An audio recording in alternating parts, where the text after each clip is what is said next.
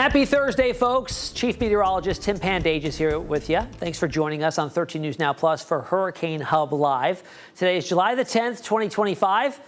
And today on HHL, well, it is completely crickets out in the basins, both the Atlantic and the Eastern Pacific, eerily quiet here on the 10th of July as we inch our way closer and closer to the peak of hurricane season by early to mid-September. As of right now, not much going on out there, but 20 years ago on this date, July 10th, 2005 up until 2020 was the most busiest year in the Atlantic Basin.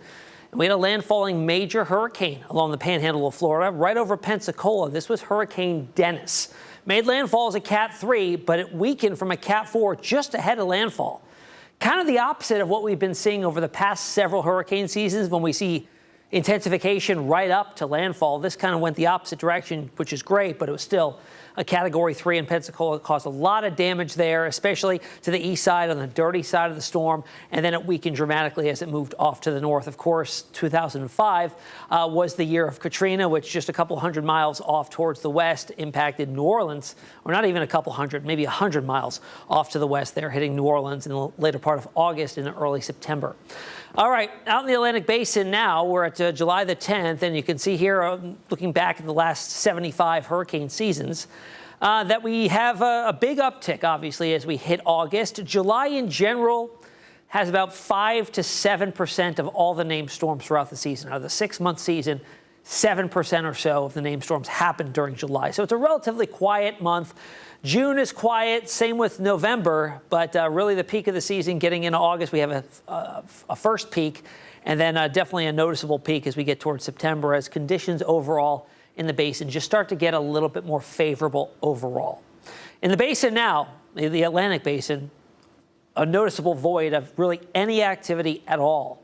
Big sprawling area of high pressure over the middle parts of the Atlantic. We've got a lot of dust out there as well. A major plume moving over the leeward and windwards heading into the Caribbean and the Bahamas. Very thick dust here. Mid-levels of the atmosphere extremely dry.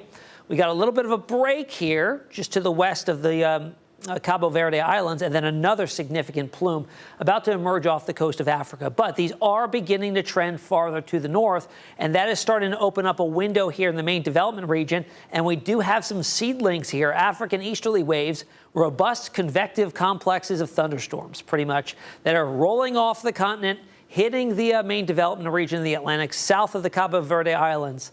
And this one here, pretty robust. But overall, it's just not favorable right now. We've got a lot of sinking motion, high pressures in control across the majority of the basin. You need some overall lift to be present, and we just don't have that just yet. We'll likely see it later in the season. Now, getting into the northern Gulf, and we head here because this is where we could possibly have something festering over the next week or so. The long-range outlook from the Climate Prediction Center does highlight the northern Gulf for a low chance of tropical development. By low chance, 20%, but it's really the only threat out there over the next 2 to 3 weeks because we go out to week 3, almost wrapping up July.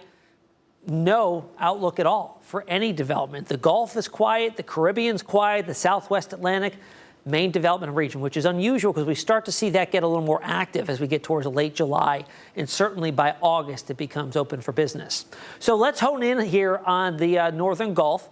We're looking at the GFS model and relative vorticity, or spin in the atmosphere. We'll start things off this coming weekend, and going ahead to the middle of next week, we start to see a bundle of energy here arriving and hitting the west coast of Florida, sitting over the far eastern and northeastern Gulf here.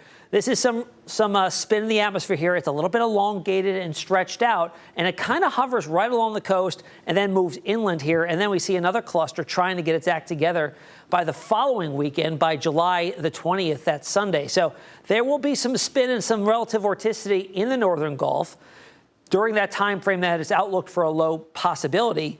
So we'll see if models continue to kind of sniff something out in this area during that time. Now, the Eastern Pacific that we've talked about considerably so far this season because it's been so active is now presenting almost identical to what's going on in the Atlantic Basin. There are several tropical waves here coming off Central America, then building to the north and west, but nothing really that's of interest of developing here.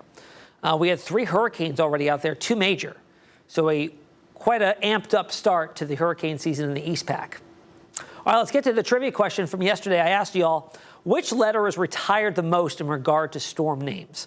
E, L, I, or M? Well, it's the letter I. You know how many times that's been retired? A lot. In fact, I think it's 11 or 12 names. And look at all the names that have been retired. You probably will have recognized a lot of these. Isabel in 2003. Ike in 2008. There was a big storm for southeast Texas. Irene in 2011. Irma, 2017, quite recent. In 2020, Iota, but that really wasn't counted because it was part of the Greek alphabet name. Ida and then Ian. These are the most recent ones. We did not have any I retired names in 23 or 24, but, you know, Ian did a lot of damage in Florida, and then Ida was up into portions of Louisiana back in 2021. So what causes a storm name to earn a retirement?